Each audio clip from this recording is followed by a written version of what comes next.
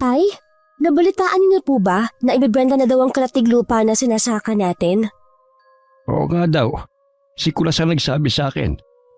Alam niyo po ba ang dahilan ng may-ari kung bakit nila ibebenta ang lupa nila? Sabi may sakit daw yung babae at sa ibang bansa balak ipagamot ng asawa. Tsaka nandun na rin ang mga anak ng mag-asawa eh. Ibang klase talaga ang mga mayayaman. Parang probinsya lang sa kanilang pagpunta ng ibang bansa. Oo nga, pero hindi mo kailangan mainggit sa kanila. Itinadhana talaga sila na ipanganak na mayaman. Hindi naman po ako masyadong naiinggit. Hindi niyo naman po kami pinalaki ng mga kapatid ko na mga inggitera. Kaya lang, gusto rin namin na umangat sa buhay kahit papaano. Alam mo anak, wala namang masama kung mangangarap ka ng mataas. Basta sabayan mo ng dasal at sipag. Ganun na nga pong ginagawa ko. Namulat kaming magkakapatid sa mahirap pero simpleng pamumuhay dito sa probinsya namin. Karaniwan ng hanap buhay dito ay pagsasaka. Masasabi ko na maswerte pa rin kami kumpara sa ibang lugar. Na halos puro subdivision na ang ipinalit sa mga hekta-hektaryang palayan. Bagamat 3 beses kaming nakakakain sa isang araw. Na ibibigay din ng mga magulang namin ang mga pangangailangan namin magkakapatid. Pero hindi ko pa rin maiwasan na mangarap ng mas mataas at maiahon ng pamilya ko sa hirap. Pangalawa ko sa magkakapatid. Ang ate Rachel ko ay maagang nakapag-asawa. Nag-aaral siya noon nang mabuntis ng nobyo. Nabiguman, napilitan na rin si Itay na ipakasal si ate sa kanyang asawa na ngayon. Masasabi ko na maganda naman ang buhay ni ate Rachel. Sa kabilang bayan sila nakatira at bihira lang pumasyal sa amin. Ang bunso naman na si JR, kasalukuyang nasa 3 taon sa high school. Ako naman hanggang high school lang ang tinapos. Nag-iipon pa kasi ako ng pera para makapag-aral sa kolehiyo. Hoy, nananaginip na naman ang gising dyan. Ang Itay talaga. Ang mabuti pa'y mauna ka nang umuwi. Ako na lamang ang bahalang kumuha sa alaga nating kalabaw sa pinagsusugahan. Sige po tay, sa bahay ko na lang po kayo hintayin. Bit-bit ko na ang ilang gamit. Kasama na ang basket ng pinaglagyan namin ng baon para sa pananghalian. May kalahating oras din ang lakaran bago ang mga bahayan. May ilan din ako nakasabay sa pag-uwi. Nahila-hila pa ang kani-kanilang alagang kalabaw. Pagdating sa bahay naabutan ko na ang inay na nasa banggerahan at nagluluto na para sa hapunan. Ganun kasi sa probinsya namin. Palibhasa kailan lang kami inabot ng mga poste ng kuryente. Umaasa lang kami sa gasera noon. Maaga nang nagluluto ang mga tao sa amin. O ang tatay mo, bakit hindi mo kasama? Susunod na lang daw po siya. Kinuha lang niya ang alaga nating kalabaw sa pinagsusugahan. Kanina nagpunta si Maring Esther sa palengke. Nagpabili na rin ako ng isda. Tulingan ang pinabili ko. Maaga ko ng sinaing para gagataan ko na lang ngayon. Siguradong mapaparami na naman po ang kain natin mamaya. Pare-pareho nating paborito yan eh. Kaya nga dinamihan ko na ang sinaing ko eh. Hay, sayang. Wala dito ang ate mo. Ewan ko po ba kay ate? Bakit bihira lang nila tayong dalawin dito?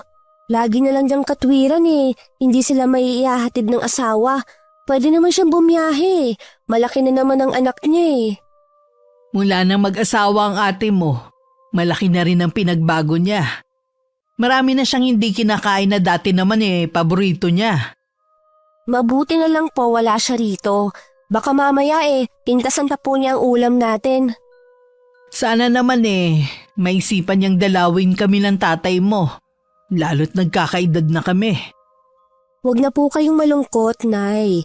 Kapag nakapunta po ako sa bahay ng kaibigan kong si Tinay, makikigamit po ako ng cellphone sa kanya. Tatawagan ko si Ate Rachel. Itatanong ko po kung kailan sila papasyal dito. O sige nga iha, namimiss ko na rin kasi ang apo ko sa kanya. Alam ko ganun din ang tatay mo.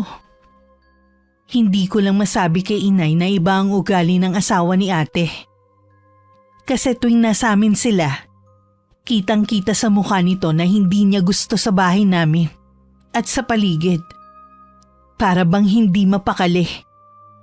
Maging sa hinahanda naming pagkain ay para bang diring-diri siya. Sadya lang talagang mabait ang mga magulang namin para patuloy na pakiharapan ng maayos ang lalaki. Kahit gusto ko rin makasama ang ate ko. Kung binabastos naman ang asawa nito ang mga magulang namin, maigi na rin na wag na lang siyang dumalaw dito sa amin. Kaya lang hindi naman siya makapunta dito nang sila lang na mag-ina. Natuwa naman ang itay nang malaman ang ulam namin sa hapunan. Naku, tiyak na mapaparami na naman ang kain ko nito. Yun nga po ang sabi ko kay inay. Malapit nang maluto to. Utusan mo na si JR na maghain na. Ako na lang po. Masyado pong subsob sa pag-aaral yun ngayon. Ewan ko ba sa batang yun? Masyadong subsob sa pag-aaral, pero tamad naman sa mga gawaing bahay. Hayaan mo na. Malay mo si Jera makatapos ng pag-aaral at makatulong sa atin balang araw. Ayoko umasa. Baka kasi mamaya mag-asawa din siya katulad ng ate niya. Huwag ka muna magsalita ng tapos. Iba naman si JR sa atin niya eh. Si Yasmin, balak din pumasok. Nag-iipon lang siya. Hindi ko maintindihan dyan sa batang yan. Kung bakit ayaw niyang tulungan natin siya sa pag-aaral niya. Nahihiya lang yan. Dahil ang ate niya na pinag-aaral natin doon, biglang nag-asawa. Pero kapag pumasok naman siya, hindi naman pwede na pabayaan na lang natin. Sa bagay nga, iba din mag-isip ang anak nating yan. At mas matapang. Mana sa akin. Lahat ng kanilang usapan ay narinig ko naman. Hindi ko tuloy maiwasan na mapangiti. Nang makatapos ako sa paglalagay ng mga pinggan, tinawag ko na si JR. Habang naghahaponan kami, panaka-naka rin ang aming kwentuhan. Gaya ng inaasahan, dahil paborito namin ang ulam, walang natirang kanin. Kinailangan tuloy ng inay na magsaing ulit para sa mga alaga naming aso. Ako na rin nagpakain sa kanila ng makasaing. Pasensya na kayo ha. Naubusan kayo ng kanin eh. O ito, Blackie, Pulot, kain na kayo. Si Blackie lang talaga ang aso namin na bigay ng ninong ko. Noong huling taon ko sa high school, may isang tuta akong nadaanan. Nanghihina na yun sa tabing daan. Dahil sa awa ko, inuwi ko yun sa bahay at inalagaan. Kahit sinasabi ng mga magulang ko na hindi na rin naman magtatagal ang tuta. Dahil sobrang payat at nanghihina to, inalagaan ko pa rin hanggang mag-isang linggo. Gumaling ito. Dahil nga napulot ko lang sa tabing daan, Pulot na lang ang ipinangalan ko. Malaking tulong naman sa amin ang mga alaga naming aso. Lalo't may mga alaga kaming hayop. Dati kasi nauso ang mga nakawan ng mga alagang hayop. Ang mga salarin ay mula pa sa ibang lugar. Sa may ilog sila tumatawid para makarating sa aming sityo. Kinabukasan, panibagong araw at panibagong pagtatrabaho na naman sa palayan. Kailangan na kasi magsabog ng abono. Sapat na ang 3 beses na pag-aabono hanggang sumapit ang anihan. Napakatining ng sikat ng araw ng mga oras na yun. Kaya naman sumilong muna ako sa ilalim ng mayabong na puno. Inihanda ko na rin ang tanghalian namin ng itay. Oh, bakit tumigil ka na? Iba po kasi ang init ngayon. Nahihilo po ako. Oo nga, iba nga talaga ang init ngayon. Hindi ka pa naman sanay. Tuyong-tuyo nga po ang mga damo at ibang halaman sa tindi ng init. Mabuti nga lang malapit ang palayan sa may ilog. May nakukuhanan tayong patubig. Oo nga po eh. Mabuti pa tay. Kumain na po tayo. Sige. Kanina pa nga rin ako nagugutom eh. Kahit 5:00 na ng mga oras na yun, mainit pa rin ang sikat ng araw. Bihira rin ang umulan kaya hirap ang ibang magsasaka sa amin. Hindi kasi sila makapagpatubo ng mga pananim dahil walang ulan. Kaya naman inaasahan na namin ang mataas na presyo ng mga gulay sa palengke. Isang umaga nagpaalam ako na pupunta lang sa bahay ng kaibigan kong si Tinay. Nakigamit na rin ako sa kanya ng cellphone para matawagan ng ate ko. Hindi ko nga lang nakausap to dahil ang asawang may hawak. Sabi nito wala ang kapatid ko. Umalis kasama ng pamangkin ko. Umuwi na lang ako pagkatapos ko magbigay ng bayad kay Tinay. Hindi na malaya ng mga magulang ko na dumating na ako ng bahay. Tila meron silang pinag-uusapan na mahalagang bagay. Napukaw ang atensyon ko na marinig ko ang tungkol sa patubig na nanggagaling sa ilog. Ay, kapag hindi na tayo pinayagan ng bagong may-ari ng lupa na magkaroon ng patubig, sayang ang ilang buwan nating hirap sa pagtatanim ng palay. Kung kailan namang kasagsagan ng init. Tsaka pa nagdamot ang nakabili ng lupa. Ang ipinagtataka ko lang, bakit siya inaki ng ilog wala namang pwede magmay-ari ng ilog na yan. Ano ang gagawin natin? Maraming umaasa sa ilog na yon, lalo ang pananim nating palay. Kinausap na daw ni parang Efren pero matigas daw yung nakabili ng lupa sa kahangganan natin. Siguradong malaking problema ang idudulot nito sa mga magsasaka ng sityo. Nang silipin ko ang aking mga magulang, kitang-kita sa mukha nila ang labis na pag-aalala. Parang mas tumanda si tatay sa tunay niyang edad.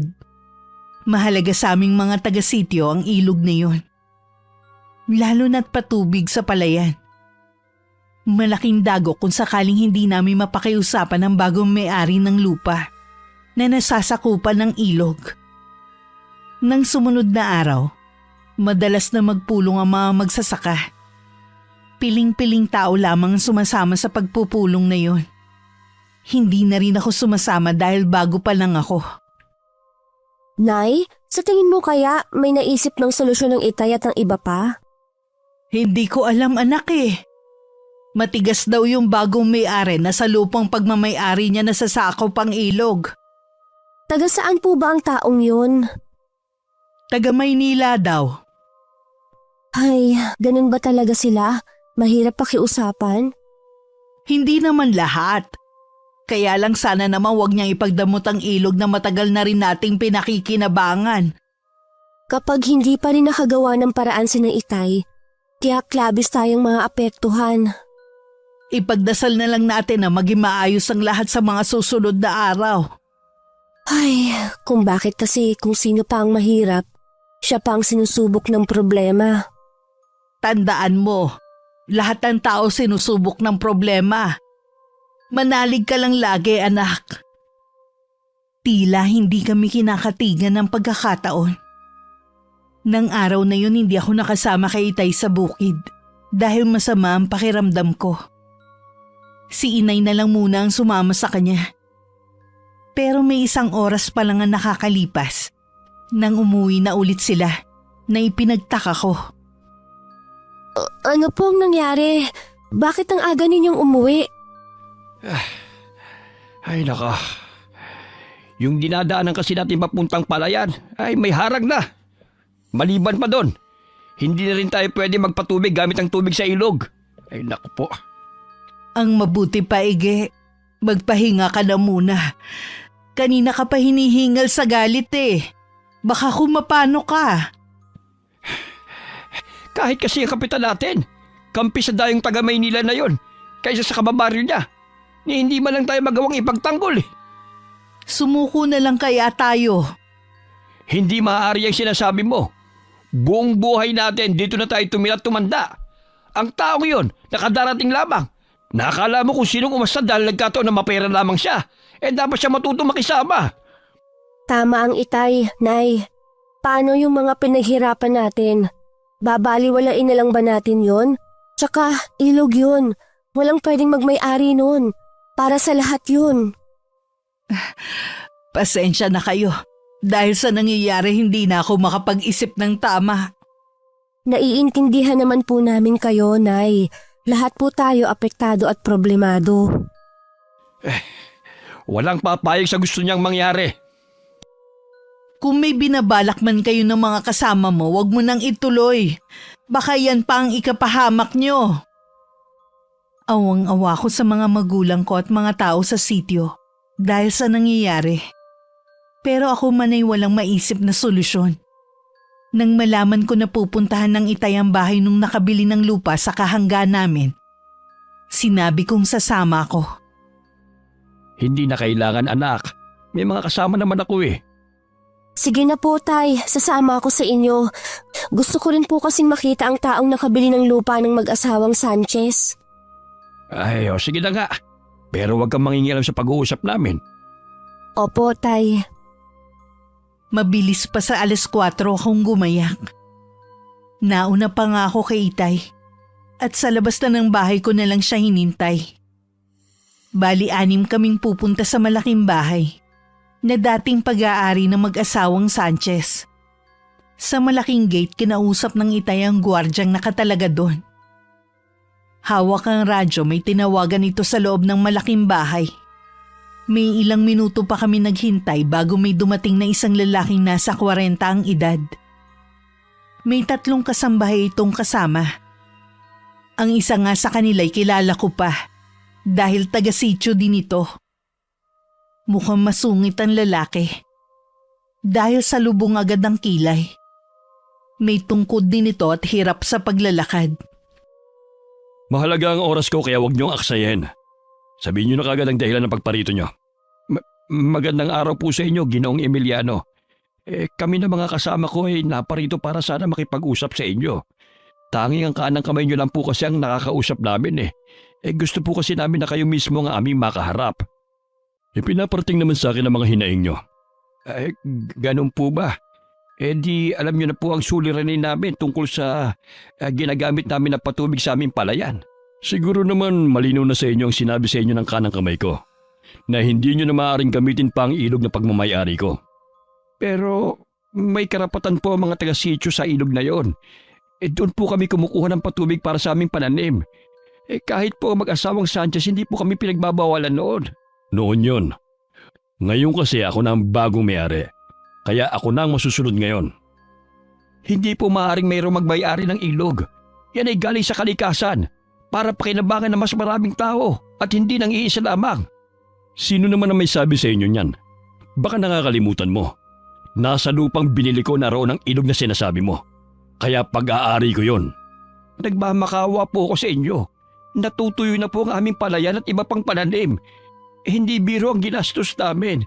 Lalo na po sa mga abono. Inaaksay nyo lang ang oras ko. Buo na ang desisyon ko. Hindi nyo na magagamit ang ilog ng pag-aari ko para maging patubig sa inyong palayan. Nagmamakaawa po kami sa inyo. Hindi ka ba talaga makaintindi, ha? Ganyan ba talaga kayong mga taga-sityo? Mahirap paliwanagan? Pare-pareho na ang mga reaksyon ng mga kasama namin. Naiiyak sila at halos maglumuhod na ng tumalikod ng lalaki. Pinipigilan ko lang ang sarili ko na huwag mapaiyak dahil sa matinding awa sa mga kasama namin. Bigo kaming lahat na umuwi. Habang daan wala ni isa ang umiimik. Pagdating sa bahay tuloy-tuloy lang ang Itay sa loob ng silid. Hindi man lang pinansin ang pagtatanong ng inay sa kanya. Oh, ano nangyari sa lakad nyo? Ay, matigas pa po sa bato ang damdamin ng lalaking yun. Ha? Ibig sabihin, hindi nyo napakiusapan yung bagong may-ari ng lupa na sumasakop sa ilog? Ganoon na nga po. Ito na siguro ang umpisa ng kalbaryo natin. Huwag ninyong sabihin yan, Nay. Naniniwala po ako na may iba pang paraan. Meron ka pa bang ibang naiisip na solusyon? Sa ngayon po wala pa. Pero malay nyo sa mga susunod na araw makahanap tayo ng paraan. Baka magbago pa po ang isip ni Ginoong Emiliano. Hindi nakakayanin ng mga pananim natin ng ilang araw. Tuyo na ang mga palayan at ibang tanim natin. Mula nang manggaling kami sa malaking bahay, hindi na naglalalabas ng bahay ang Itay. Hindi na siya pumupunta ng bukid para bisitahin ang mga pananim namin. Ang labis na ipinag-aalala namin ng inay Nabaling sa alak ang atensyon ng Itay. Katulad ngayon, mag-isa siyang umiinom ng lambanog sa likod ng bahay namin. Ige, tama na yan. Gabi-gabi ka na lang umiinom eh. Pabayaan mo ako, Ligaya. Pumasok ko na sa loob ng bahay. Gusto ko mapag-isa. Hindi masusolusyonan ng pag-inom mo ng alak ang problema natin. Sino naman may sabi sa'yo na nag-iisip pa ako ng solusyon sa problema natin? Wala na akong pakialam pa. Ano ka ba naman, Ige? Bakit sa tingin mo? May sasalba pa ba natin ang mga pananim natin, ha? Hindi na. Wala nang pag-asa. Ige, huwag ka namang magsalita ng ganyan. Sa'yo ko kumukuha lagi ng lakas ng loob. Paano kami ng mga anak natin? Pakiramdam ko, wala akong kwentang ama at asawa. Dahil sa pagtatanim lang ang kaya kong gawin. Hindi ko kaya ang ibang trabaho. Huwag kang magsalita ng ganyan. Sama-sama natin harapin ang pagsubok na ito. Malalampasan din natin to. Imbis na sumagot ang Itay, sunod-sunod na tungga na lang ang ginawa niya. Tinalikuran na lang siya ng Inay nang hindi pa rin siya nagsasalita. Hinayaan na lang siya mag-isang uminom doon. Kahit ako sa nakikita ko kay Itay, para na rin akong nawawalan ng pag-asa. Nang sumunod na araw, pinuntahan ng kapwa namin magsasaka ang Itay dito sa bahay namin. Kahit ang mga ito nahihimigan ko na rin ng kawalan ng pag-asa. Siguro dahil na rin sa kawalan ng suporta mula sa kapitan namin. Tanggapin na lamang natin ang itinadhana sa atin. Hindi na rin naman natin may sasalba ang mga pananim natin eh. Yun po ba ang napag-usapan ninyo? Oo, wala na rin namang magagawa pa. Saan po kayo pupunta? Maglalasing na naman kayo? Huwag mo akong pakialaman. Anak lamang kita. Hayaan mo ng tatay mo. Bakit ba ang bilis sumuko ng Itay? Alam mong ginawa lahat ng tatay mo para maisalba ang mga pananim natin. Pero tao lang siya. Wala siyang kapangyarihan para mapagbago ang isip ni Ginoong Emiliano. Mabigat pa rin sa loob ko na tanggapin ng lahat. Hindi ako makapaniwalang ang pagod at sakripisyo naming lahat ay masasayang lang. Maliban doon batid kong maraming magugutom. Malapit na magtanghalian nun. Magsasaing na sana ako nang makita kong 2 gatang na lang ang bigas sa lalagyang lata. Bigla kong naalala, hindi namin problema ang bigas dati. Ito na lang pala ang bigas natin, Nay. Siguro magtiyaga muna tayo sa saging na saba. Patitiba ko sa tatay mo ang saging sa likod bahay.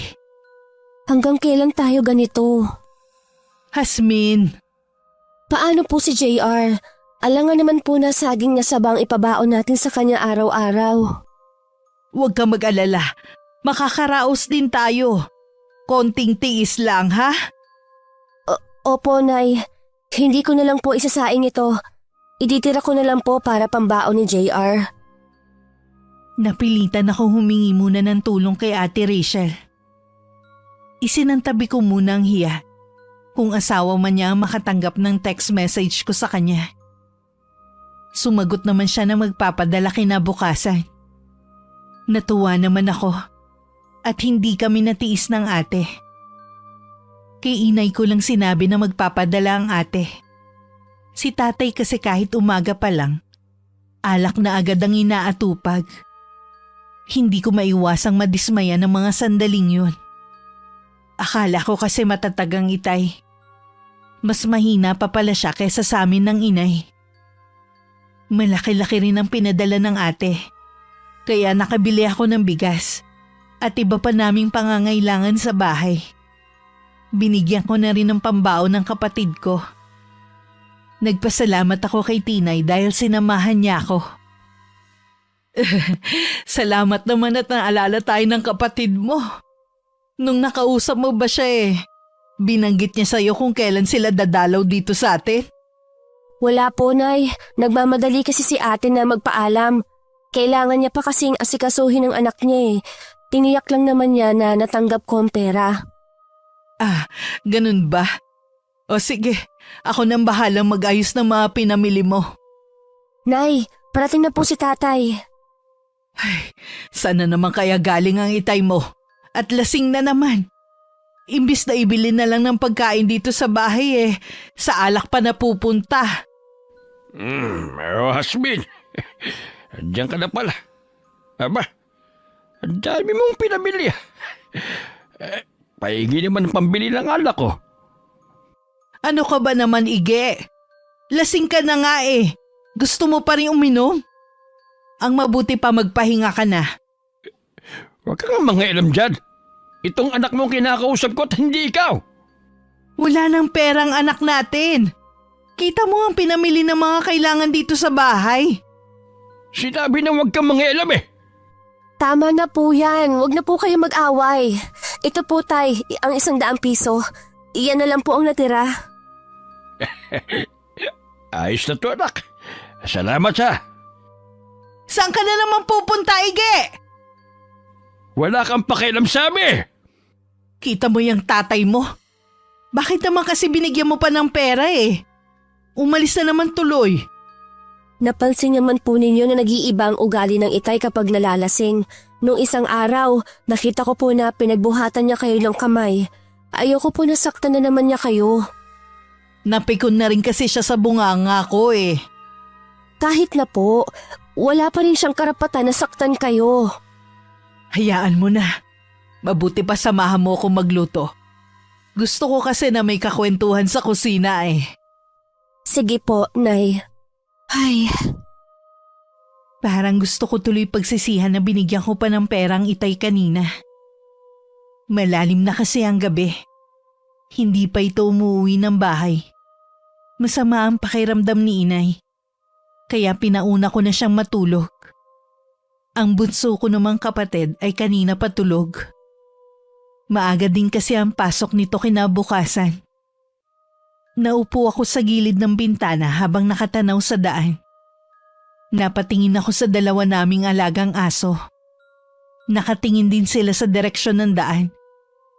Tila inaabangan din ang pagdating ng itay. sana naman nasa bahay lang ng isa sa kumpare niya ang itay. Kapag ganyan ka ng ganyan, tay, baka hindi na kita bigyan ng pera. Hindi ko na nagawang labanan ng antok ko.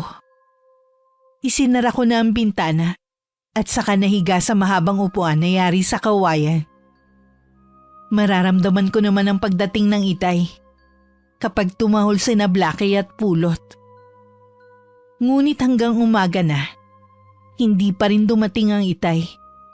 Bahagya pa ako uminat bago tuluyang bumangon. Sakto naman na lumabas ng silid ang inay. Hindi talaga dumating ang itay mo. Ano kaya nangyari sa kanya? Kapag nagliwanag po lalabas ako para hanapin siya. Maghahanda lang muna ako ng almusal at baon ng kapatid mo. Magkape ka muna bago ka lumabas ng bahay, ha? Tumango lang ako kay inay. Hindi pa man ako nakakatapos uminom ng kape nang biglang dumating ang itay kasama ang dalawang kumpare nito. Lango pa rin sa alak ang itay. Kaya kinailangan pa rin namin siyang alalayan na makapasok ng silid. Umalis na rin naman agad ang dalawa nitong kumpare pagkatapos siyang maiuwi. Sabi pa nila, hindi sa kanila ito nakipag-inuman. Nakita lang daw nila ang itay na natutulog sa madamong bahagi ng tabing daan.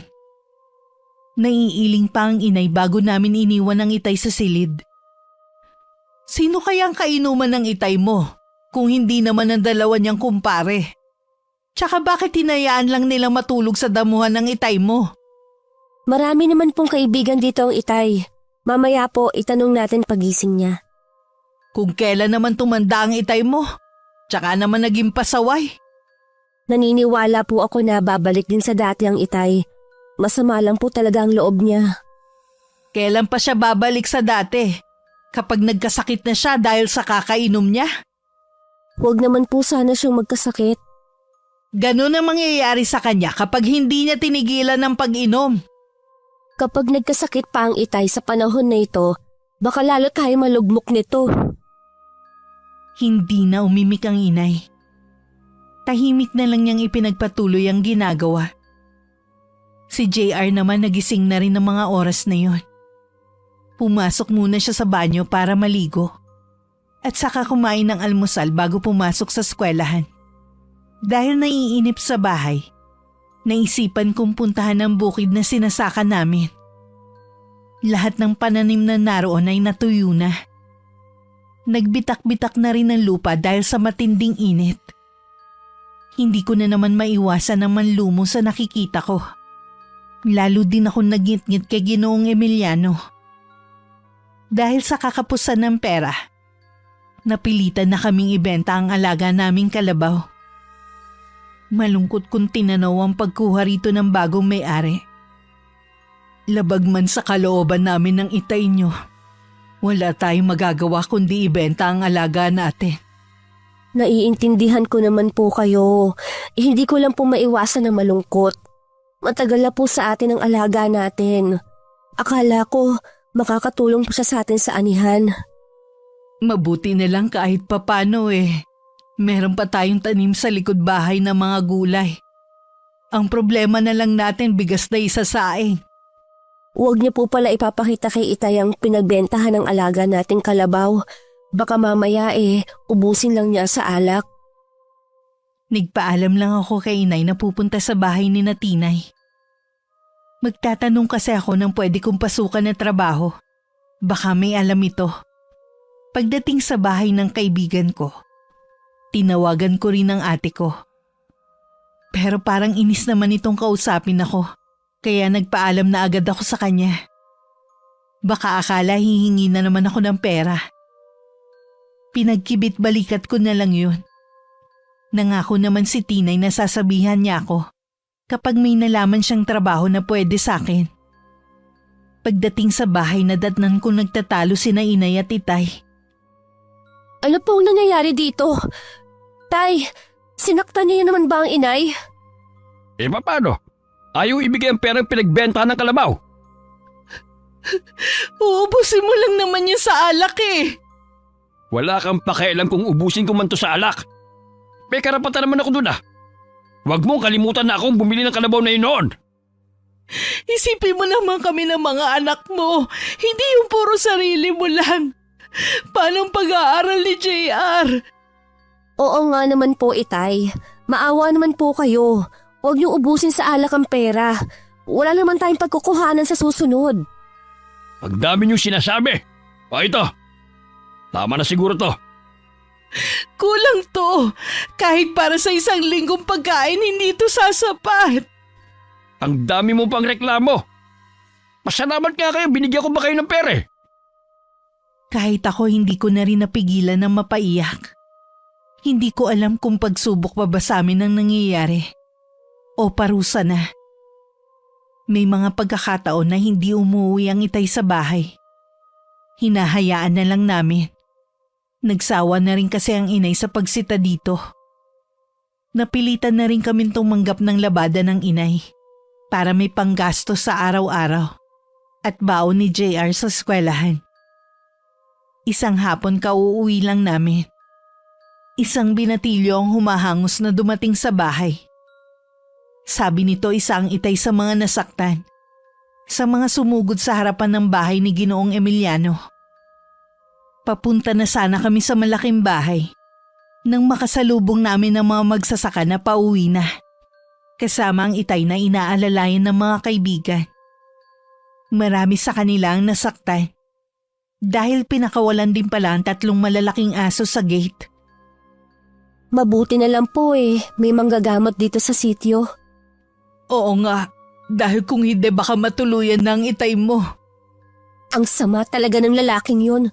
Hindi na siya naawa. Halos matatanda na nga natitipon-tipo sa harapan ng gate niya. Sana naman, hinarap na lang niya ng maayos. Hindi rin kasi tama ang ginawa ng Itay mo at mga kasama nila sa pagsugod doon. Pero hindi rin makataong ginawa ni Ginoong Emiliano sa kanila. Ganyan yata talaga ang mapepera. Nakakalimutan ng maging makatao. Lagi may dalawang klase ng taong nabubuhay sa mundo. Mabuti at masama, mapera at dukha. Maswerte pa rin tayo dahil kahit hamak na mahirap lang tayo mabuting tao pa rin tayo. Oo nga po, Nay. Nagkakamali ng Itay. Anong nararamdaman mo, Ige? Masakit ang kasukasuhan ko. Tsaka tong binti ko.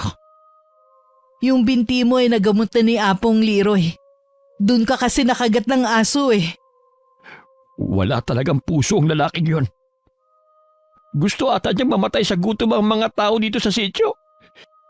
Ipaubayan na lang natin ang lahat sa Panginoon. Huwag ka nang gumawa ng ikapapahamak mo.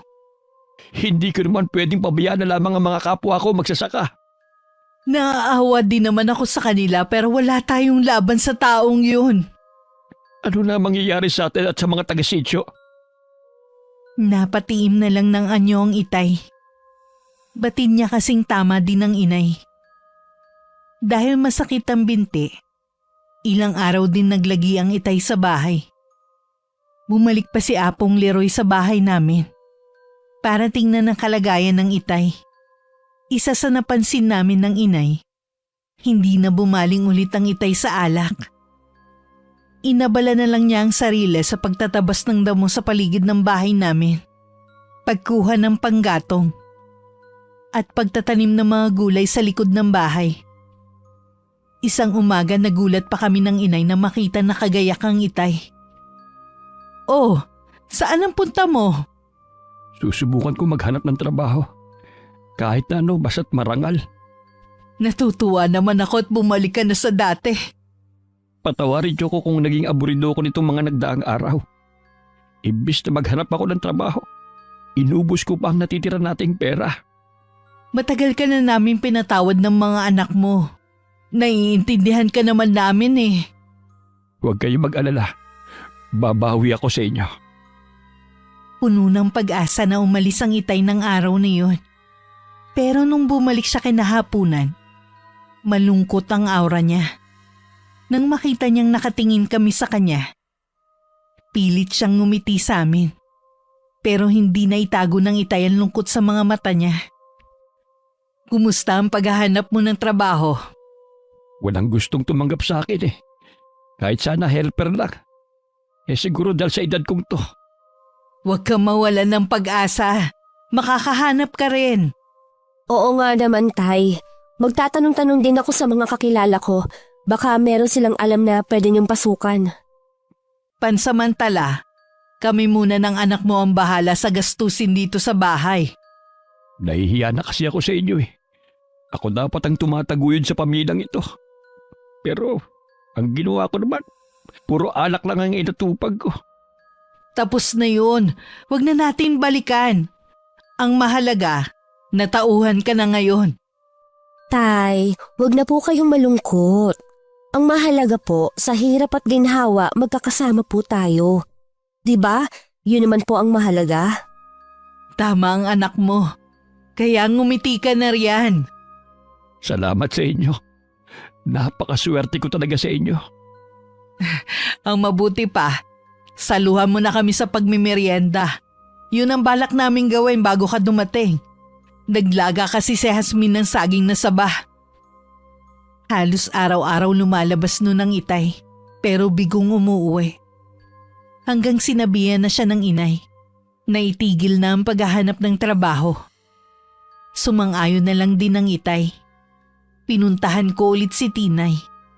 Inaalam ko kung may alam na siyang trabaho na pwede kong pasukan. Sabi nito naghahanap daw ng kasambahay si Ginoong Emiliano. Bigla namang umasim ang mukha ko at hindi ko na pinatuloy ang sasabihin niya. Wala akong planong maging kasambahay na walang pusong taong yun. Pag-uwi sa bahay nadatnan kong masinsinan nag-uusap ang mga magulang ko. Ano pong pinag-uusapan ninyo? Plano kasi ng Itay mo na manghiram ng medyo malaki-laking halaga sa ate mo. Ano po ang gagawin niyo sa perang mahihiram niyo? Balak namin ang inay mo na mag-alaga ng baboy. Tapos ang inay mo naman magtatanim ng mga gulay para ibenta naman niya. Anong masasabi mo, anak? Ha? Maganda nga po yan. Tutal naman ikaw lagi ang tumatawag sa ate mo. Pwede bang ikaw na lang ang magsabi? Ipaliwanag mo sa kanya ang mga plano namin ng itay nyo. Sige po, kapag pumunta ko kay Tinay, tatawagan ko po ang ate. Ibabalik naman natin sa ate mo ang hihiramin naming pera. At may kasama pang tubo para hindi nakakaya sa asawa niyang si Ariel. Pasensya ka na, anak. Sana nakabili ka na ng cellphone doon sa pinagbilhan natin ng kalabaw. Kung hindi ko nang pinang-inom.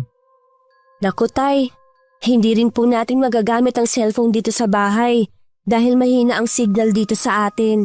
Tsaka po ayos lang naman kay Tinay na makigamit ako sa kanilang cellphone. O ayos na anak ha. Ikaw na ang bahala makipag-usap sa ate mo. Opo, Nay. Ako na po ang bahala. Malaki ang pagkakangiti ni na inay at itay. Halata sa kanila ang excitement sa binabalak. Tila ang ideyang yun ang nagbigay sa kanila ng panibagong pag-asa. Kaya naman bigla akong naguluhan kung sasabihin ko ba sa kanila na naiinis na ang ate sa palagi kong pagtawag sa kanya. Para bang lagi nitong iniisip na hihingi na naman ako ng tulong. Pero para sa kanila, susubukan ko na ulit lumapit kay ate. Hindi naman kasi lingid dito ang kalagayan namin. Kahit kinakabahan, nagtungo na ako sa bahay ni Tinay. Hiniram ko ulit ang cellphone niya para matawagan ang ate ko. Kahit hindi ko nakikita ito, ramdam ko sa tono ng boses niya ang disgusto sa pagtawag ko. Bago pa umurong ang dila ko, mabilis ko nang sinabi ang sadya ko. Ngunit ganun na lang ang panlulumo ko at panliliit sa mga binitiwan nitong salita sa akin. Matagal nang tapos ang pag-uusap namin, pero hindi pa rin ako matigil-tigil sa pag-iyak. Kahit si Tinay nakaramdam ng inis sa kapatid ko. Pagdating sa bahay, naghihintay na sa akin sina Itay at Inay. Oh, Hasmin, nandiyan ka na pala. Galing ka ba kina Tinay? Opo, Tay. Di nakausap mo na ang ate Rachel mo. Nasabi mo ba sa kanya yung plano namin? Ano, Tay? Tunawagan ko nga si ate kanina kaya lang po nasa labas silang mag-anak. Kaya hindi kami masyadong nakapag-usap. Ganun ba? Hindi bale, may iba pa naman pagkakataon para masabi mo sa kanya. Nagbili naman po ako, natatawag ako ulit. Parang gusto ko na naman maiyak nun. Dahil sa awa sa kanila kaya nagpaalam na muna ako. Napapasok sa silid ko. Hindi ko na napansin ang pagsunod sa akin ng inay ng kakaibang tingin. Ilang araw na rin ang nakakalipas. Hindi ko na alam kung ano pa ang idadahilan ko sa mga magulang ko. Hindi ko masabi na gusto nang putulin ni ate ang ugnayan sa amin. Hasmin anak, sabihin mo nga sa akin ang totoo. Nakausap mo na ang kapatid mo, hindi ba? Nasabi mo na ang kailangan namin ng tatay nyo. Nay, kasi... Sabihin mo na kung anong sinabi niya. Huwag kang mag-alala, hindi ako magagalit. Kasi Nay, galit na galit si ate na humihingi ako sa kanya ng tulong. Kung ano-ano po ang mga masasakit na sinabi niya. Ginagawa daw natin siyang minahan. Hindi daw siya nag-asawa ng may pera para tayo ang buhayin. Gusto na rin niyang putulin ng ugnayan sa atin. Sinabi yun ng kapatid mo? Tingin pala niya sa atin pabigat sa kanya. Mula ngayon, huwag ka nang tatawag sa kanya. Baka nga dahil sa atin nag-aaway sila mag-asawa. Pero Nay, pamilya na tayo. Kailangan natin siya ngayon. Hindi ba niya naiisip yung paghihirap ninyo sa kanya noon? Wala na tayong magagawa kung ayaw niya tayong tulungan. Hayaan mo na lang. Makakaraos din tayo balang araw nang walang tulong mula sa kanya. Lingid sa amin ng inay bumalik pa lang Itay dahil may nakalimutan ito. Narinig niya ang lahat ng pinag-usapan namin. Nang sumunod na araw hindi na nangulit ang Itay. Kung nakausap ko na ba ang ate? Hindi na rin ito binanggit ang mga plano nila ng inay. Siya nga pala, ilang araw akong hindi makakauwi. Sasama kasi ako kay paring Kaloy na mag-uuling. Sayang din yun. May kausap na rin naman kami na kukuha ng mga mauuling namin. Kailan ka aalis? Mamayang hapon na rin. O sige, mag-iingat ka ha. Hindi ka pa naman sanay mag-uling. Magtsaga na lang muna tayo kung anong meron. Makakaraos din tayo. 5 gabi rin noon na hindi umuwi ang itay. Tuloy-tuloy pa rin ang pagtanggap namin ng labada ng inay. Kahit ang pamamalansya ay tinanggap ko na rin.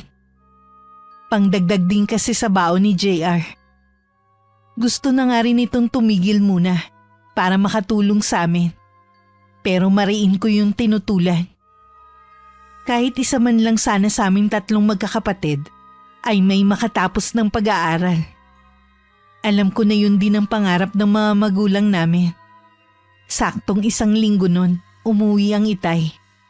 Nanlilimahid ang kasuotan nito at puno ng uling ang mukha at katawan. Nakangiti ito nang pumasok ng bahay. Dala ko na ang pinagbentahan ng mga uling. Ay, mabuti naman at nakauwi ka na. Nag-aalala kasi ako sa iyo Masanay ka na lang na lagi akong wala. Gusto raw niyang ako lang ang permanente niyang kasama sa pag-uuling.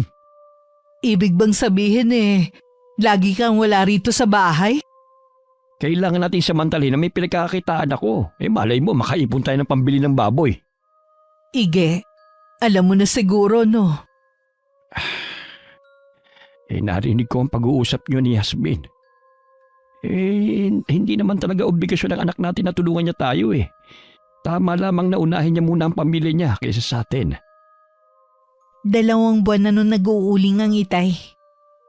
Ayos naman ang kita niya sa pag-uuling. Katunayan nga niya nakakaipon na rin ang inay mula sa perang inaabot niya. Kahit nakakaraos na kami, hindi ko pa rin maiwasan na maawa sa mga kapwa naming magsasaka. Alam ko kasing umaasa pa rin sila na baka maawa sa kanila si Ginoong Emiliano. Tuwing nakikita ko ang taong yun, hindi ko maiwasan na magngit-ngit sa galit. Paano kaya nagagawang matulog ng mahimbing at makakain ang taong yon habang ang mga taong inalisan niya ng karapatan ay nagugutom? Anak, huwag kang magtatanim ng galit sa taong yun. Ipaubaya mo na lang sa Diyos ang mga mali niyang ginagawa. Balak na rin pala niyang bilhin ng lupang dati nating isinasaka sa may-ari nito. Pati daw ito ginigipit ng taong yon. Wala na tayong pakialam sa bagay na yun. Huwag na natin silang intindihin pa. Oo nga po, kaya lang nakululang lalo ang dugo ko sa kanya. Ipagluluto ko nga palang itay mo ng paborito nating ulam na ginataang tulingan. Uuwi po pala ngayon ng itay? Oo, nabanggit niya yun nung nakaraan. Gusto rin daw niya magpahinga kahit ilang araw lang para makasama niya tayo. Oo nga po, namimiss na namin siya ni JR. Hindi naman kasi tayo sanay na hindi siya nakikita Kaya mamaya magkakasabay na muli tayong kakain ng hapunan. 5:00 ng hapon nang dumating ang itay. May pasan pa siyang buwig ng saging. Matapos makapagmano, kinuha ko na ang ilang dala niya. Napansin kong tila naghahabol ng paghinga ang itay. Bakas din dito ang matinding pagod. Malaki rin ang nabawas sa timbang nito. Nang nasa hapagkainan na kami, panaka-naka kami nagkukwentuhan. Hindi po ba kayo tay nahihirapan sa pag-uuling ninyo? Naku, hindi naman iha. Sanayan lang naman yan. Malaki nga ang pasasalamat ko kasi nabigyan ako ng pagkakataon na kumita sa kabila ng edad ko. Kaunting tiis na lang po tay, malapit na tayo makaipon. Makakabili na rin kayo ng baboy na aalagaan ninyo. Hindi ko na iniisip yon. Basta makaipon lang ako para sa inyo. Kaya nga po tayo nag-iipon dahil sa plano ninyo ng inay Kung talagang yun ang nakalaan para sa atin, mangyayari yon. Hindi ko alam kung bakit ako nakakaramdam ng lungkot ng mga sandaling yon. Habang nakatingin kay itay, hindi rin kami agad natulog ng gabing yon. Nagkwentuhan muna kaming buong pamilya. Nang mabanggit ni JR ang ate namin, biglang natahimik sina Itay at Inay. Kahit hindi naman natin kasama ang ate masaya naman tayo. May pamilya na ang ate nyo. Hindi na natin siya pwedeng asahan sa ganitong pagkakataon. Pero sigurado namang naaalala niya tayo. Oo nga, tama ang nanay nyo. O paano, lumalalim na ang gabi. Matulog na tayo. Kinabukasan nagising kami ng kapatid ko sa malakas na sigaw. Nasinundan ng malakas na pagpalahaw ng inay sa kanilang silid. Agad ako napabangon. Halos magkapanabay lang kami ni JR na pumasok ng silid ng mga magulang namin. Napasukan naming yakap-yakap ng inay ang Itay. Para akong binuhusan ng malamig na tubig sa matinding kabang bumalot sa akin. Ilang sandali pa. Sabay na kaming napahagulgol ng kapatid ko. Napuno ang munting silid na yun ng aming pagtangis. Kasalukuyan nang nakaburo lang Itay sa bahay namin. Ayon kay inay, nagisnan na lang niyang wala ng buhay ang Itay. Nay, ako na lang po ang magbabantay muna kay Itay. Ayos lang anak. Ayoko din umalis sa tabi niya. Baka sakaling mapunan yung mga araw na hindi ko siya kapiling. Ako na lang po ang harap sa mga nakikilamay ngayong gabi. Hindi na tumugon ng inay. Hinarap ko na rin ang mga taong dumarating. Ang kapatid ko naman ay nag-iikot dala ang tray ng kape at biskwit. Tumutulong din ang kaibigan kong si Tinay sa kusina. Kasama ang ilan naming kapitbahay. Kahit malalim na ang gabi, marami pa ring tao. Tumabi muna ako kay inay at hinagod-hagod ang likod niya. Umiiyak na naman kasi siya. Kahit hindi sabihin ng Itay mo, hanggang mamatay siya, dala-dala pa rin niya ang galit sa taong nagdamot sa kanila ng patubig. Alam ko naman po yun. Ayaw pa sana noon sumuko ng Itay pero alam niyang wala tayong magiging laban. Nasaktan man ako noon ng Itay mo. Alam kong hindi niya yun sinasadya. Magulo lang ang isip niya. Bumawi naman po siya sa atin itong mga huling buwan. Ipinaramdam niya po ulit sa atin ang pagiging mabuti niyang haligi ng tahanan.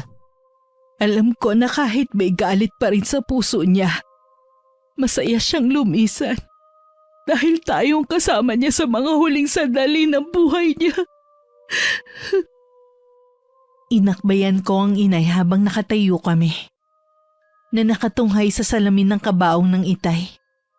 Wala rin tigil ang pag-agos ng mga luha sa mga mata namin. Ilang sandali lang, tumabi na rin sa amin si JR. Hanggang 5 araw lang ibuburo lang labi ng Itay. Pangatlong araw na nun, pero hindi pa rin nagpapakita sa amin si Ate Rachel. Ano, pupunta pa kaya ang kapatid mo sa burol ng ama ninyo? Bahala po siya kung pupunta siya. Alam naman po niya eh. Alam ko na may tampo ka sa kapatid mo. Pero sana pigilan mo ang bugso ng damdamin mo. Alalahanin mong burol ito ng inyong ama. Wala naman po akong balak na mag-eskandalo. Nirerespeto ko po ang burol ng Itay. Kinabukasan ng hapon pa dumating ang kapatid ko. Kasama ang asawa at nag-iisang anak nila. Narinig kong sinasabi ng kapatid ko kay inay.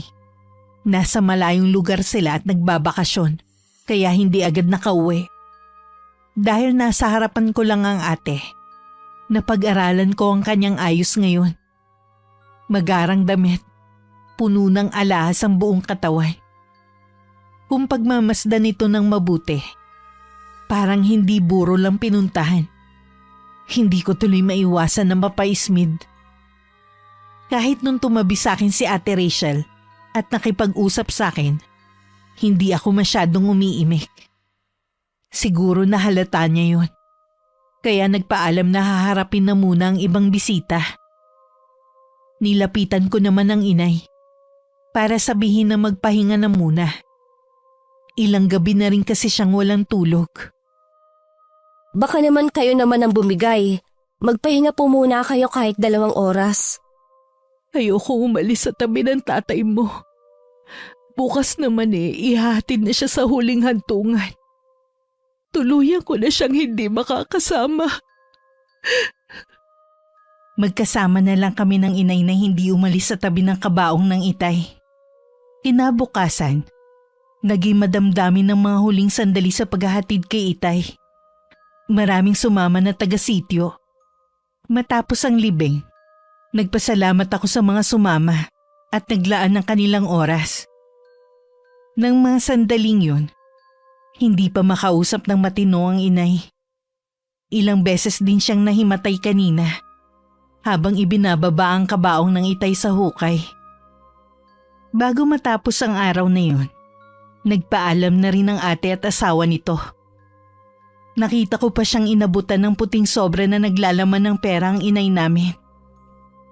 Noong kailangan niyo ng tulong niya, ang dami niyang masasakit na sinasabi. Kung kailan wala na ang itay, sa kanya kayo aabutan ng pera. Sa totoo lang ayoko sanang tanggapin to. Kaya lang iniisip ko ang kapatid mo. Magagamit niya ang perang to sa pag-aaral niya. Plano ko po magtrabaho para makatulong sa inyo dito. Para hindi na tayo mamaliitin ng ate. Kahit kailan, hindi na ulit ako lalapit sa kanya. Isa rin si Ate Rachel sa sinisisi ko sa pagkawala ng ama namin. Higit sa lahat si Ginoong Emiliano.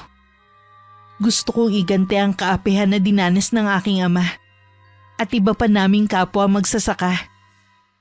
Isang desisyon ang nabuo sa isip ko. Ha? Anong sabi mo? Papasok ang kasambahay sa taong yun? Opo, Nay. Huwag niyo na po akong pigilan dahil buo na po ang desisyon ko.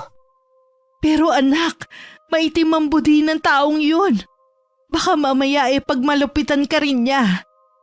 Handa po ako sa maaaring mangyari. Sabihin mo nga, may iba ka pa bang binabalak? Trabaho lang po talaga ang dahilan. Bakit kailangan sa taong kinamumuhian pa ng itay mo ikaw magtatrabaho bilang kasambahay? Handa akong lunukin ang pride ko para lang maibigay ko sa inyo ang pangangailangan ninyo. Inaalala lang kasi kita. Huwag na po kayong mag-alala sa akin. Kapag hindi naman po naging maayos ang trato sa akin, pwede naman po akong umalis na lang. Nang araw na yun pumunta na ako sa malaking bahay para mag-apply bilang kasambahay. Hindi mawala-wala ang kaba sa dibdib ko. Kaya siguro hindi nakakahanap ng kasambahay si Ginoong Emiliano. Dahil ito ang daan para makapasok ako at maisagawa ang paghihiganti ko. Parang pamilyar sa akin ang mukha mo. Taga rito po kasi ako. Magsasaka po ako dati kasama ang itay. Ganun ba? Anak ka pala ng isa sa mga sumugod noon dito sa bahay ko. Bakit gusto mong maging kasambahay ko? Kailangan ko po ng trabaho dahil kamamatay lang po ng itay. Wala na po magtatrabaho para sa amin. Ganun ba? O sige, tanggap ka na. Ituturo sa'yo ni Kara ang mga dapat mong gawin dito sa bahay ko. Salamat at tinanggap ninyo ko. Nagsimula na rin agad ako sa trabaho ko doon. Stay out ako. 6:00 ng hapon ang labas ko. Mukhang hindi pa nagtitiwala sa akin ng bago kong amo. Mas gusto ko na rin na uwian. Makakasama ko pa rin ang inay at kapatid ko sa gabi. Itinuro sa akin ni Ate Kara kung ano ang dapat at hindi ko dapat gawin para hindi ako mapagalitan ng amo namin. Ayon sa kanya, masungit at istrikto daw talaga si Ginoong Emiliano. Malapit nang mag-6 noon. Wala na rin ginagawa kaya inayos ko na ang mga gamit ko. Tapos na ba ang mga gagawin mo? Ho? Opo, tapos na po lahat. Meron pa po ba kayong ipag-uutos? Inoobserban kong ginagawa mong paglilinis. Hindi ganun kapulido. Pasensya na po kayo. Unang beses ko pa lang po kasi na nakapaglinis ng ganitong kalaking bahay. Kung hindi ko lang kailangan ng isa pang kasambahay, ngayon mismo paalisin na kita. Pero sige, bibigyan pa kita ng isang pagkakataon. Ayusin mo na sa susunod. Marami pong salamat. Aayusin ko na po ang trabaho ko sa susunod. Nang maglakad palayo si Ginoong Emiliano, noon ko lang pinakawalan ng pinipigilan kong paghinga. Ilang beses din ako napalunok. Dahil sa matinding kaba, hindi agad ako umuwi. Hinintay ko pa na magpasado 6:00 bago umuwi sa amin. Habang naglalakad ako, hindi ko maiwasan na mag-isip kung tama bang pumasok ako bilang kasambahay sa lalaking yun. Pagdating sa bahay, nakita ko nakatayo sa may bintana ang inay at waring hinihintay ako. Oh, bakit ngayon ka lang? Kumusta ang araw mo? Ayos naman po, metikuloso lang po masyado si Ginoong Emiliano. Nangako naman po ako na aayusin ko ng trabaho ko sa susunod. Huwag ka na kayang bumalik sa bahay na yon. Nay naman, alam niyong mahirap ang maghanap ng trabaho ngayon. Sa totoo lang kasi, iba ang kutob ko sa pagpasok mo bilang kasambahay sa bahay ni Ginoong Emiliano. Wala po akong gagawin na masama. Ay, gusto kong pagsisihan kung bakit ako pumayag nun sa kagustuhan ng lola mo. Huwag niyo pong sisihin ang sarili niyo. Ginusto ko rin po na manahin ang kakayahan ng lola sa pangungulam. Nakikiusap ako sa iyo, Hasmin. Huwag mong gagamitin ang karunungang itim mo sa ibang tao. Masama pa rin ang gumante. Hindi na lang ako umimik. Pakiwari ko kasi. Lalo lang ako magkakasala kung itatanggi ko pa na yun naman talaga ang plano ko. Kinabukasan mas inagahan ko ang pasok sa bahay ni Ginoong Emiliano. Inayos ko na rin ang paglilinis ko. Kailangan ko kasing makuha ang loob niya para kapag isinagawa ko ng maitim kong balak, walang sino man ang maghihinala sa akin. Tinutuo mo nga sinabi mong aayusin mo na ang trabaho mo rito. Ayoko po kasing mawalan ng trabaho. Ako na lang po inaasahan ng nanay at kapatid ko. Huwag ka mag-alala. Kung maayos ang trabaho mo at marunong ka sumunod sa utos, hindi ka mawawalan ng trabaho. Maraming salamat po. Labag man sa kalooban ko ang laging magpasalamat kay Ginoong Emiliano. Kailangan ko yun gawin. Para hindi siya makahalata na hindi ko talaga gusto ang magtrabaho sa bahay niya. Nang mga sumunod na araw, mas marami akong trabaho. May mga bago kasing kasangkapan na i-deliver sa bahay nito. Marami kaming hinakot ng mga lumang gamit papuntang basement. Kung tutuusin trabaho na yun dapat ng lalaki. May hardinero naman sa bahay. Pero mahigpit nitong pinagbabawal na pumasok sa loob ng bahay nito. Isang umaga habang nagtatanggal ako ng mga damo sa labas, narinig ko ang komosyon sa labas ng gate. Lumabas naman ng bahay si Ginoong Emiliano na madilim ang anyo. Napatigil na rin ako sa ginagawa ko at lihim na nanood sa nangyayari. Nasa labas ng gate ang mga kasamahan namin. Halos lahat sa kanila ay kaedad ng itay. Hindi ko maiwasan na maiyak sa sinapit nila. May mga tauhan kasi na itinalaga sa gate dahil malimit na sumugod ng mga dating magsasaka doon. Inutusan ni Ginoong Emiliano ang mga to na paalisin ng mga magsasaka. Dahil sa pagmamatigas nila, pinaghahampas sila ng 2x2. Kitang-kita ang pagbalatay ng sakit sa anyo ng mga to. Ang iba'y napatakbo na lang at ang iba naman ay natumba na lang sa lupa. Hindi ko matagalan na nakikita ko, kaya tumalikod na lang ako. Bago umuwi ng araw na yun, lakas loob kong kinausap si Ginoong Emiliano sa nangyari kanina. Sino ka para pagsabihin ako sa dapat kong gawin? Nakakaawa po kasi ang nangyari sa kanila. Halos kasing edad lang po ng itay ang iba sa kanila. Personal ko din pong kilala ang ibang nasaktan. Kaya po masakit sa akin na makita silang nasaktan kanina. Matitigas ang ulo nila. Hindi sila makaintindi. Sabagay nga, ano bang aasahan ko sa mga katulad nyo? Baka nga iba sa kanila hindi man lang nakatungtong sa elementarya. Pero sana po, huwag niyo naman silang saktan. Wala po ba kayong ama o lolo? Hindi niyo ba naiisip man lang na paano kung sa kanila yun mangyari? Hindi mangyayaring nasa isip mo. Dahil kailanman, hindi sila mapupunta sa ganong sitwasyon. Huwag naman po sana kayong malupit sa kanila. Nakikiusap po ako sa inyo. Basta lang nakatitig sa akin si Ginoong Emiliano. Blanco ang ekspresyon ng mukha niya. Kaya mahirap basahin kung ano naglalaro sa isipan niya. Habang pauwi ako, hindi ko mapigilang mapaiyak. Nagbalik kasi sa alaala ko ang sinapit ng Itay at ng mga kasama niya. Nung unang sumugod sila sa bahay ng amo ko. Lalo tuloy ako nagngit-ngit sa galit. O anak, bakit mugto ang mga mata mo? May ginawa ba ang amo mo sa'yo? Sabi ko na nga ba? Nakita ko po kanina kung paano sakta ng mga magsasaka na kasamahan namin ng Itay. Nabalitaan ko nga yan kanina. Meron pang ang isinugod sa ospital dahil may mga nabalian ng buto. Napakahayop niya talaga.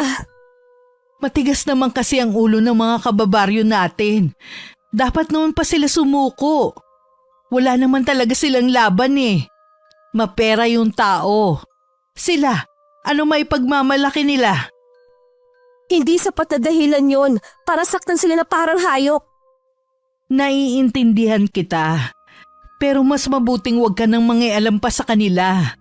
Baka ikaw pa mapag-initan. Dahil sa nasaksihan ko, lalong tumindi ang pagnanais kong makagante. Nang gabing yon habang mahimbing nang natutulog ang inay at kapatid ko, dahan-dahan akong bumangon sa kailaliman ng gabi. Lumabas ako ng bahay. Sinalubong pa ako ng 2 naming alagang aso. Sumenyas ako na wag silang maingay. Kumawag-kawag pa ang kanilang buntot na tila nakakaintindi. Nagtungo ako sa likod ng bahay namin. Doon ko inumpisahan ng orasyon. Hindi ko kabisadong nakasulat sa libretang itim na pag-aari ng lola ko. Pero bahala na kung anong sumpa ang lalabas kapag binigkas ko ang mga nakasulat doon. Ang mahalaga lang sa akin ng mga oras na yun ay tumalab yun kay Ginoong Emiliano. Kinabukasan sa malaking bahay, tanghali na nang lumabas ng kanyang silid ang amo ko. Kapansin-pansin ng kanyang pananamlay. Nalihim kong ikinatuwa. Ipaghahanda ko na po ba kayo ng makakain? Dalhan mo na lang ako ng kape. Opo. Teka lang po at ipagtitimpla ko kayo. Nang maibigay ko na ang hinihinging kape ng amo ko, bumalik na ako sa ginagawa ko. Buong araw na hindi siya kumain. Ibig sabihin nun, unti-unti nang tumatalab dito ang ginawa ko. Hindi ko akalain na balang araw, magagamit ko rin ang karunungang itim ni Lola. Kinabukasan masaya akong gumayak para sa pagpasok. Napansin naman ng inay ang kakaibang ngiti sa akin. Mukhang masaya ka ngayon ah. Magaan lang po ang pakiramdam ko ngayon. Siguro dahil sa ginawa ng amo mo, no? Ho? Ano po ginawa ng amo ko? Hindi nga din ako makapaniwala eh. Pero totoo, nagbigay siya ng tulong sa mga magsasaka na sumugod sa bahay niya. Siya na rin ang sumagot sa mga nagastos ng mga nagpa-ospital. Talaga po? Bakit naman kaya niya yun ginawa? Hindi ko alam eh. Yung kanang kamay lang naman niya ang nakipag-usap sa kanila. Baka po natakot siya na ireklamo sa pulis kaya niya ginawa yon. Baka naman kahit papano eh, may buti rin sa taong yun. Ano ba ang ugali ng amo mong yun sa bahay niya? Istrikto at metikuloso pagdating sa kalinisan ng bahay. Masungit po kapag babagal-bagal ang kilos. Kailangan po isang tawag lang nasa tabi ka na dapat niya. Eh sa pagkain, hindi ba mahigpit? Minsan kasi ganun ang ibang amo. Hindi naman po. Nakakain namin ang lahat ng gusto namin. Minsan pa nga po, nagdadala si Ate Cara ng pagkain kapag umuwi siya sa kanila sa hapon. Stay in po kasi siya doon. Eh wala bang nababanggit na pagmamaltrato ang mga kasamahan mo? Wala naman po silang naikukwenta sa akin. Baka nga may kabutihan din sa puso ng taong yun. Bigla tuloy bumigat ang pakiramdam ko ng mga sandaling yun. Para bang may mali akong nagawa. Kinabukasan pagdating sa malaking bahay, Parang wala akong gana na kumilos. Tinanong nga ako ni Ate Cara kung masama ba ang pakiramdam ko. Bahagya lang akong tumango. Sabi nito baka daw nahawa ako sa amo namin. May trangkaso daw ito kaya hindi lumalabas. Hindi ko napigilan na hindi pumasok sa silid nito kahit bawal akong pumasok. Dahil bago pa lang akong kasambahay. Lumapit ako rito at sinapo ang noo. Agad ko rin nabawi ang kamay ko. Nakakapaso kasi ang init nito. Sir, ano pong nararamdaman niyo? Sino ka? Si Yasmin po ito. Pasensya na po kung pumasok na ako ng walang permiso. May sakit daw po kayo. Masakit ang buo kong katawan. Parang pinipiga. Ayos lang po ba kung hahawakan ko ang balat ninyo? Tumangulang ang amo ko. Nang hawakan ko ang braso niya, may nakapa akong mga bukol. Nang tignan ko ang iba pang parte ng katawan nito, mas malaki ang mga bukol na nakita ko. Ang iba'y tila may mga nana sa loob. Naging sugat na rin ang ibang bukol nito. Masangsang na rin ang amoy mula sa ibang sugat. Nagpatawag naman ng doktor ang kanang kamay ng amo ko. Pero imbis na gumaling, lalo pang lumala ang kondisyon nito. Nung umuwi ako, naiiyak na lang akong ipinagtapat kay inay ang ginawa ko. Ano ka mo? Binarang mo ang amo mo? Opo, nadala lang ako ng matinding galit ko, Nay. Siya kasing sinisisi ko kung bakit nawala sa atin ang itay. Akala ko gagaan ang kalooban ko kapag nakaganti ako sa kanya. Pero bakit parang lalong mas bumigat ang dinadala ko? Dahil hindi ka likas na masama, inuusig ka na ng konsensya mo. Pero hindi pa huli ang lahat. Kailangan magamot siya ng albularyo. Huwag kang mag-alala. Kakausapin ko si Apong Leroy. Marunong siya manggamot ng mga kulam at nababarang. Buong gabi kong hindi nakatulog noon. Paulit-ulit kasing sumasagi sa akin ang nangyari sa amo ko. Kinabukasan, dumiretso na ako sa kwarto ng amo ko. Narinig kong sumisigaw siya sa matinding sakit. Nang makita niya ako, sinigawan niya ako. Anong ginagawa mo rito? Lumabas ka! Hindi kita kailangan dito! May alam po ako na pwedeng makatulong sa inyo. Bakit? Doktor ka ba, ha? Yung ang doktor na pumunta rito walang magawa eh. Ikaw ba kaya na isa lang kasambahay? Baka po kasi hindi naman doktor ang kailangan ninyo. Anong ibig mo sabihin? Bago pa ako makasagot nun, paulit-ulit na naman itong sumigaw. Dahil sa hindi maipaliwanag na sakit, nahimatay na rin ito. Sinabi ko kay Ate Cara na baka albularyo ang makatulong sa amo namin. Sumang-ayon naman siya sa akin. Tingin daw niya kasi merong sumasalbahe kay Ginoong Emiliano. Natigilan naman ako sa sinabi niya. Kaya napatungo na lang ako. Nung hapon dumating ang inay kasama si Apong Leroy. Ako na nagsama sa kanila sa silid ni Ginoong Emiliano. Nang makita ng albularyo na may mga uod na lumalabas sa mga bukol na naging sugat na, nakumpirma nga nito na binarang ang lalaki. Isang orasyon ang ginawa ni Apong Leroy, na tanging siya lang ang nakakabatid. Meron din siyang itinapal na halamang gamot sa mga sugat para lumabas ang mga uod doon. Pinainom din niya ito ng katas ng halamang gamot. Nang sumuka ang lalaki, may kasama pa yun ng mga buhay na uod. Makalipas lang ang 1 linggo, tuluyan nang gumaling si Ginoong Emiliano. Gusto niya daw akong makausap? Nabanggit sa akin ni Cara na ikaw raw ang nagsabi na baka may kumukulam sa akin. Ikaw na rin ang nagdala ng albularyo dito sa bahay ko. Patawarin po ninyo ako kung nagpapasok po ako ng ibang tao sa bahay ninyo nang hindi niyo alam. Gusto ko lang po kasing makatulong. Hindi naman ako nagagalit. Katunayan yan, gusto kitang pasalamatan. Kung hindi dahil sa'yo, baka patay na ako. Sabi kasi ni Cara, Pwede ko raw ikamatay ang nangyari sa akin. Kaya nga po humingi ang inay ng tulong kay Apong Leroy. Marunong po kasi yun manggamot. Ano ang gusto mong kabayanan sa ginawa mo? Ho? Pasensya na po, hindi ko po maintindihan. Humingi ka ng pabor at ibibigay ko sa iyo. Kapalit ng naitulong mo sa akin. Hindi naman po ako humihingi ng kapalit. Kahit na, humingi ka ng kahit na anong gusto mo at ibibigay ko sa iyo. Isa lang naman po ang gusto ko at yak na yun din ang gusto ng itay ko kung sakaling nabubuhay pa siya ngayon. Sabihin mo kung ano yung kahilingan na yon.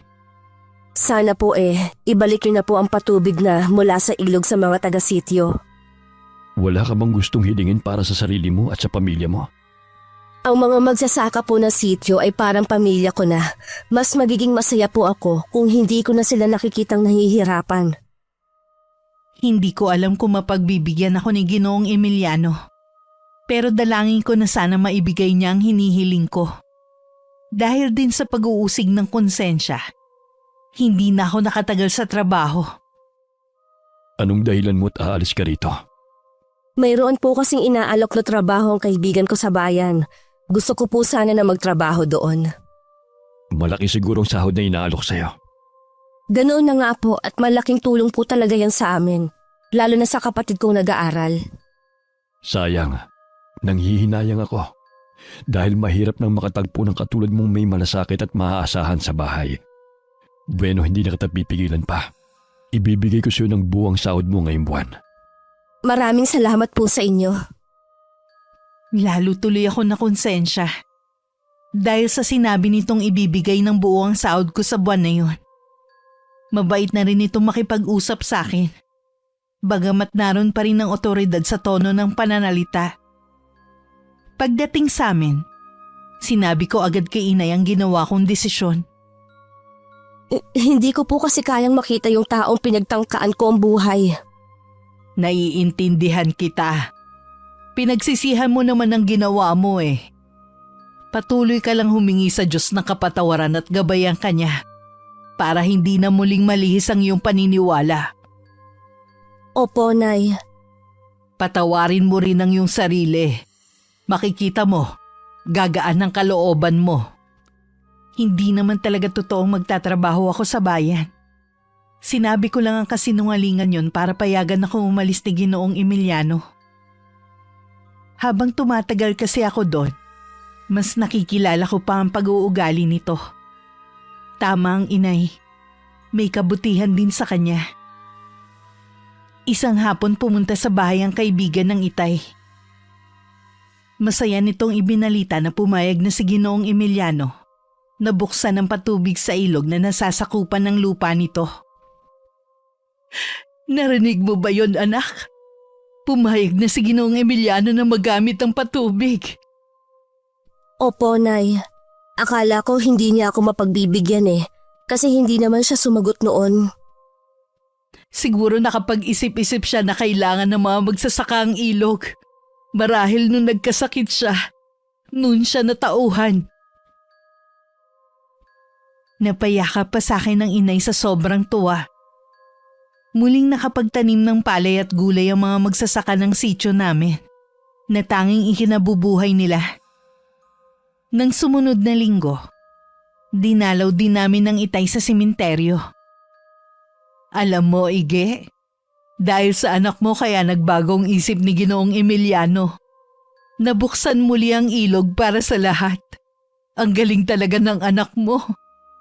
Alam ko po na ginabayan niyo kami. Matatahimik na po kayo dahil ibinalik na ang ilog. Kami na lang po ng inay ang magpapatuloy sa pagsasaka. Buong buhay ng ama mo sa pagsasaka na niya inialay. Kaya siguradong sobrang saya niya ngayon dahil sa ginawa mo. Sa loob lang ng 1 taon, bumalik na sa dati ang sityo. Ganun na rin katagal naming hindi nakikita si Ginoong Emiliano. Sabi baka raw bumalik na sa Maynila ito.